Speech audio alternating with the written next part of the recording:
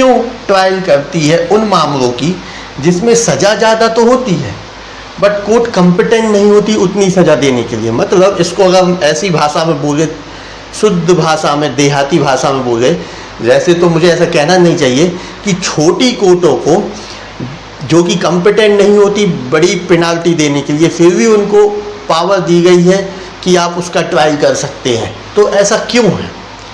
तो आपने सुना होगा सेक्शन 21 भारतीय नागरिक सुरक्षा संहिता, यहाँ कोर्ट की पावर्स बताई गई है कि जेएमएफसी को 3 साल तक की सज़ा देने का अधिकार, फिर भी वो 7 साल तक की ऑफेंस देख सकती है। सीजेएम को 7 साल तक की सज़ा फिर दे सकते हैं बट वो 10 साल तक की ऑफेंस देखती है। क्यों ऐसा? इसको हम 2 केस से देखना, 2 केस बता रहा हूँ और डिसाइड करना। फिर ये तो आंसर है इसका, बट इसमें सेक्शंस क्या यूज़ होंगे उसकी बात कर रहा हैं। पहला केस समझिएगा, ए और बी की लड़ाई होती है। ए लड़ाई में बी की उंगली मोड़ देता है और तोड़ देता है, टूट जाती है। उंगली मोड़ देता है तो टूट जाती है, ये भी असर्ट हो गया। सिमिलरली ए और बी की लड़ाई होती है, ए बी को लाठी डंडों से पीटता है और हाथ तोड़ देता है, अच्छी लाठियाँ मारता है और हाथ तोड़ देता है, ये भी ग्रेवियस ऑफेंस हो गया। तो दोनों ही सेम सेक्शन में डील कर रहे हैं, क्योंकि उसने वेपन का यूज़ नहीं किया, वो लाठी का यूज़ कर रहा है। दोनों ही सेम सेक्शन में डील कर रहे हैं, बट इसमें क्या है, नेचर और ग्रेविटी देखना है। इसमें जो लाठी से पीटा इसमें ग्रेविटी ज़्यादा है और इसमें जो उसने उंगली मोड़ दी इसमें ग्रेविटी कम है। सज़ा की मैक्सिमम इम्प्रिजमेंट दोनों की सेम है, बट यहाँ पे सज़ा दोनों में सेम नहीं मिलेगी। इसमें कम पनिशमेंट मिलेगी जिसमें उसने उंगली मोड़ दी है, और जिसमें उसने लाठी डंडों से पीटा है उसमें पनिशमेंट ज़्यादा मिलेगी। मैक्सिमम पनिशमेंट दोनों की सेम है। तो यहाँ क्या करेगा, जेएमएफसी खुद ही पनिशमेंट दे देगा, राइट, खुद ही पनिशमेंट दे देगा। जैसे 7 साल की सज़ा है तो वो 2 साल दे दे, 1 साल दे दे, या फाइन पे छोड़ दे, ऐसा कुछ होता है, ठीक है। बट जहाँ लाठी डंडों से पीटा है, यहाँ पे अगर उनको लगता है मजिस्ट्रेट साहब को कि सीवियर पनिशमेंट दी जानी चाहिए, ट्राई तो आपको ही करना है, वो ऑफेंस ट्राई तो उनको ही करना है। यहाँ उनको ऐसा लगता है कि सीवियर पनिशमेंट दे देनी चाहिए, तो अपना रीज़न रिकॉर्ड करेगा कि इसको सीवियर पनिशमेंट देनी है, सीजीएम को भेज देगा। Are you getting my point? ये कॉन्सेप्ट है कि, तो अब इसको हम समझेंगे सेक्शंस के थ्रू। ये तो हमने आपको जनरल टर्म बताई है, अब इसको हम सेक्शंस के थ्रू समझेंगे कि कैसे इसको वर्क करता है ये वाला कॉन्सेप्ट, राइट। तो सेक्शन 364 भारतीय नागरिक सुरक्षा संहिता, वेरी इंपॉर्टेंट सेक्शन है। सेक्शन 364 आपने सुना होगा। कॉन्सेप्ट इसका ये है कि वो सेक्शन है कि जहाँ पे मजिस्ट्रेट को लगता है कि एक्यूज्ड ने ऐसा ऑफेंस किया है जिसकी सफिशिएंट सीवियर पनिशमेंट वो नहीं दे सकते, तो मजिस्ट्रेट उस केस को रेफ़र कर देता है सीजीएम को। बेसिकली ये जो सेक्शन है 364 दोनों मजिस्ट्रेट पे लागू होता है। सेक्शन चाहे जुडिशियल मजिस्ट्रेट फर्स्ट क्लास हो या सेकंड क्लास हो। जुडिशियल मजिस्ट्रेट फर्स्ट क्लास को यदि ऐसा लगता है कि मेरे द्वारा, मतलब एक्यूज ने ऐसा अपराध किया, एविडेंस लेने के बाद, ध्यान से एक बार सुनिएगा, मैं एक और अच्छी क्लियर कर दे रहा हूँ कि जुडिशियल मजिस्ट्रेट फर्स्ट क्लास को यदि after taking the evidence of prosecution और डिफेंस, दोनों के एविडेंस ले लिए हैं और उसके बाद उनको ऐसा लगता है कि इसने ऑफेंस किया है जिस पर्सन के अगेंस्ट, जिस एक्यूज के अगेंस्ट वो एविडेंस आए हैं, और मजिस्ट्रेट को ऐसा लगता है, जेएमएफसी फर्स्ट क्लास को, कि इस व्यक्ति ने इसके अगेंस्ट ऑफेंस बनवाया है और इसने ऑफेंस किया है, तो और इसको ऑफेंस सीवियर पनिशमेंट देनी है जो कि वो कैपेबल नहीं है देने के लिए, तो वो उस मामले को रिकॉर्ड करेंगे कि इसको सीवियर पनिशमेंट देने की ज़रूरत है और ये एविडेंस है, और सीजीएमजी साहब के पास भेज दिया जाएगा, right. Similarly magistrate of second class को लगता है कि पर्टिकुलर पर्सन से बॉन्ड भराना चाहिए 125 का, जो कि वो खुद कैपेबल नहीं है भराने के लिए, तो वो क्या करेंगे, रिकॉर्ड करेंगे रीज़न और सीजीएम को भेज देंगे कि इसको बॉन्ड भराने की ज़रूरत है और ये हमारी रीड है।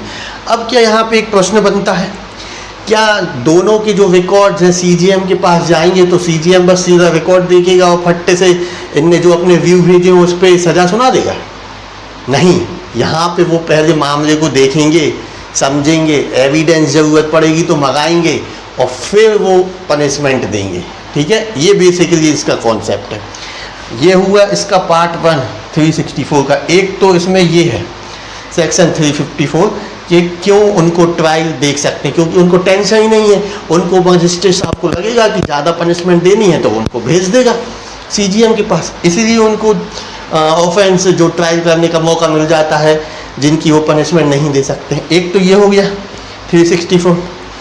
अब आता है सेक्शन 363। यहाँ पे ये बोला गया है कि यदि कोई एक्यूज प्रीवियसली कन्विक्टेड है जो कि ऑफेंस है relating to coin, stamp, government note, promissory note, ठीक है, अगर इससे रिलेटेड है, उस पर्सन ने ऐसा कोई अपराध किया है तो, है ना, तो यहाँ पे क्या करना है? देखो 363 में ये किसके पास जा रहा है? मजिस्ट्रेट के पास जा रहा है ना पेश, क्योंकि it is tribal by the magistrate. याद रखिएगा सेक्शन 363 मजिस्ट्रेट के द्वारा ट्राइबल है, उनको ही ट्रायल करना है। तो मजिस्ट्रेट के पास गया, जैसे ही कॉपी उनके पास आई, उनने देखा कि इसमें बहुत इंपॉर्टेंट टॉपिक बताने जा रहा हूँ, जैसे ही उनके पास कॉपी आई उनने देखा कि इसमें प्रीवियस पनिशमेंट है, प्रीवियसली ये एक्यूज हुआ है, प्रीवियसली ये कन्विक्ट हुआ है, राइट, और वो पनिशमेंट 3 साल या उससे ज़्यादा की है, तो मजिस्ट्रेट को यहाँ ज़्यादा दिमाग नहीं चलाना,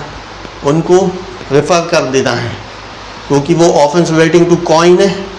तो 1 मिनट, इसमें क्या करना है? जैसे ही उनको दिखता है कि ये प्रीवियसली कन्विक्शन है, तो मैं वो कॉन्सेप्ट बताने जा रहा हूँ। तो इसमें इन्हेंस पनिशमेंट का कॉन्सेप्ट आएगा कि जब उसको पनिशमेंट दी जाएगी तो पनिशमेंट ज़्यादा मिलेगी, इन्हेंस्ड होके मिलेगी। ये कॉन्सेप्ट कहाँ से आया? तो ये आया है भारतीय न्याय संहिता की धारा 13 में।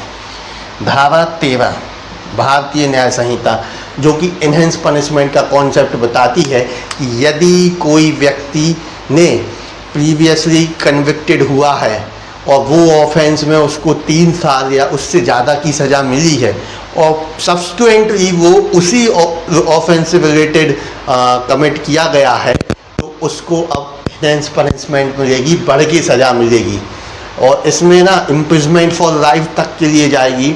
तो इसलिए इसको कोर्ट ऑफ सेशन को कमिट कर दिया जाता है और वो उनको देखती है। Are you getting my point? ये 363 का मामला है ना, जो trial by the court of ये मजिस्ट्रेट ही उसको ट्रायल करती है, बट इन्हेंस केस का मामला होता है, इसलिए इम्प्रिजमेंट लाइफ तक जाती है, तो वो उनको कमिट कर देती है, तो इसीलिए कोर्ट ऑफ सेशन उसमें सज़ा देती है। Are you getting my point? सज़ा कौन देती है? Court of session. ये इसका कॉन्सेप्ट है। इसलिए मजिस्ट्रेट को, जो स्मॉल मजिस्ट्रेट, जो छोटे मजिस्ट्रेट होते हैं, उनको बड़ी सज़ा वाले मामले भी ट्रायल करने का अवसर मिलता है और किया ही जाता है। बेसिकली ये इसलिए बनाया गया कि बड़ी अदालतों के पास ज़्यादा बर्डन ना हो और जो मामले की ग्रेविटी को देखकर इनके अगर जो निपटारे हैं वो मजिस्ट्रेट ही कर दें अपने लेवल पे, तो भी चल जाएगा। और लगता है कि उनको सज़ा ज़्यादा देनी है, तो उनने 364 का प्रोविज़न बना दिया कि इसमें आप सीवियर पनिशमेंट के लिए रेफ़र कर सकते हो, है ना। ऐसे इसमें बता दिया कि इसमें भी आप रेफ़र कर सकते हो 363 में। तो ये है इसका आंसर कि कोर्ट जो छोटे मजिस्ट्रेट होते हैं वो क्यों उनको बड़े मामले ट्रायल करने के लिए, जिसके लिए वो सक्षम नहीं है कि इनकी पनिशमेंट वो दे सकें मैक्सिमम पनिशमेंट, तो भी उनको पावर दी गई है कि वो ट्रायल करें।